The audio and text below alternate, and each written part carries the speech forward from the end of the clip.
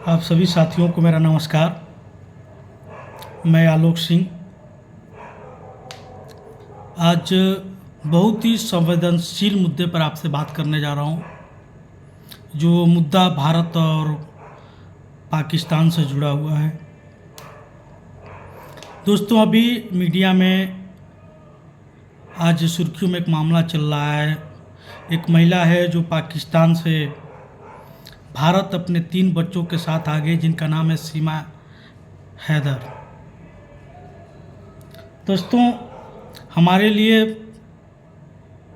भारत में सीमा हैदर का आना बहुत ही संवेदनशील और सुरक्षा से जुड़ा हुआ मुद्दा लगता है,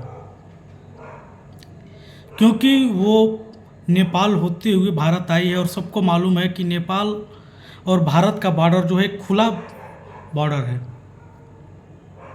और कहीं ना कहीं ये हमारी देश की एक सुरक्षा नीति में इसको फेल्योर ही बोल सकते हैं। हालांकि मैं अपने देश की सुरक्षा एजेंसियों और सेना का अपमान करने का मेरा कोई इरादा नहीं है, बट ये हमारे लिए एक फेल्योर ही है, जिसमें सीमा हैदर नाम की लेडी जो पाकिस्तान से है, जिसके विषय में अभी जांच होनी चाहिए कि वो क्या है।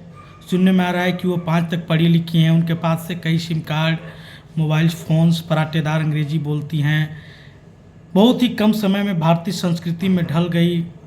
इसके पीछे क्या कारण है, उन सब की खोज होनी चाहिए। ये एक सुरक्षा से जुड़ा हुआ मामला है और इसको सुरक्षा एजेंसियों को इनको अपने कस्टडी में लेकर के जांच करने की आवश्यकता है। दूसरा, मैं चर्चा करूंगा नेपाल की खुली हुई बॉर्डर को लेकर के। दोस्तों, अभी कुछ दिन पहले एक और आतंकी गिरफ्तार हुआ था, उनका नाम मुझे शायद नहीं याद आ रहा है। डॉक्टर फैज बॉम्ब करके आतंकवादी थे, एक और आतंकवादी था गिरफ्तार हुआ था, जो नेपाल बॉर्डर से गिरफ्तार हुआ था। नेपाल का खुला हुआ बॉर्डर भारत के सुरक्षा के लिए बहुत ही चिंता का विषय बना हुआ है, क्योंकि आए दिन भारत के अपराधी भारत में अपराध कर लेते हैं, आतंकवादियों गतिविधि में लिप्त होते हैं और फिर से भारत के खुला हुआ नेपाल बॉर्डर का फ़ायदा उठा करके नेपाल में प्रवेश कर जाते हैं और फिर पुलिस हमारी उनको ढूंढती रह जाती है और नेपाल के जरिए उनको विदेश जाना काफ़ी आसान प्रक्रिया है। दोस्तों, मैं भारत सरकार और देश की सुरक्षा एजेंसियों और अपने लोगों से ये अनुरोध करता हूँ कि नेपाल बॉर्डर को सुरक्षित करने के लिए एक मुहिम चलाया जाए, इसमें हमारी देश की सरकार है वो जागरूक हो। एक नया सुरक्षा तंत्र भारत और नेपाल के सीमा पर विकसित किया जाए, जिससे दोनों देशों के आपसी तालमेल में कोई कमी ना आए, आपसी मधुरता बने रहे। दोनों देशों को एक प्रॉपर वे ऑफ लाइन में बात करके एक सीमा नीति तैयार करनी होगी, जिसमें सीमा पर तारबंदी भी किया जा सकता है, सीमा पर गश्ती दल को बढ़ाया जा सके, ताकि हमारे देश की सीमाएं सुरक्षित रह सके। सबको मालूम है कि हमारा देश आज पूरे वर्ल्ड में सबसे तेज़ी से बढ़ती अर्थव्यवस्था है। साइंस और टेक्नोलॉजी के मामले में हम दुनिया में सबसे तेज़ी से आगे बढ़ रहे हैं, लेकिन इसके साथ साथ एक सुरक्षा का विषय है जो हमेशा दिन प्रतिदिन गहराता जा रहा है। आए दिन देश में आतंकी हमले होते रहते हैं, आतंकी गतिविधियों में लिप्त लोग पाए जाते हैं, पकड़े जाते हैं।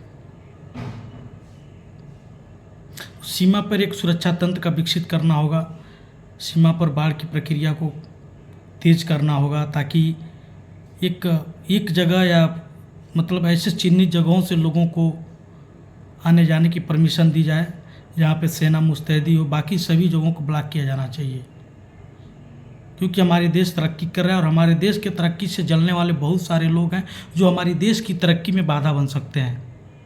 चाइना, पाकिस्तान, यूरोपियन कंट्रीज हैं जो हमारे देश की तरक्की से जल रहे हैं और वो नेपाल के माध्यम से हमारे देश के लोकतांत्रिक व्यवस्था, हमारे देश की सुरक्षा नीतियों को प्रभावित करने का वो काम करेंगे, मुझे उम्मीद है।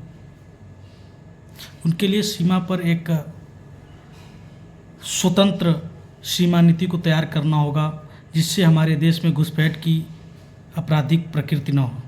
सीमा हैदर का आना भी हमारे देश के लिए एक चिंता का विषय है, क्योंकि सीमा हैदर भी इंडियन बॉर्डर को क्रॉस करके ही भारत में प्रवेश की हुई है। और ये आए दिन होता है। ये तो हाईलाइट हो गया मामला, तो सब लोगों के प्रकाश में आ गया। पता नहीं कितनी सीमा हैदर, कितने जावेद, कितने आतंकवादी ऐसे हैं जो भारत की सीमाओं में दाखिल हुए हैं और भारत की अर्थव्यवस्था, भारत की सांस्कृतिक विरासत और भारत की धार्मिक व्यवस्था को चोट पहुंचाने का कार्य कर सकते हैं। मेरा मकसद यही था कि मैं आप सभी लोगों को इस मुद्दे पर, सुरक्षा के जुड़े हुए मुद्दे को, संवेदनशील मुद्दे पर आपका ध्यान आकर्षित करूं। जय हिंद, जय भारत।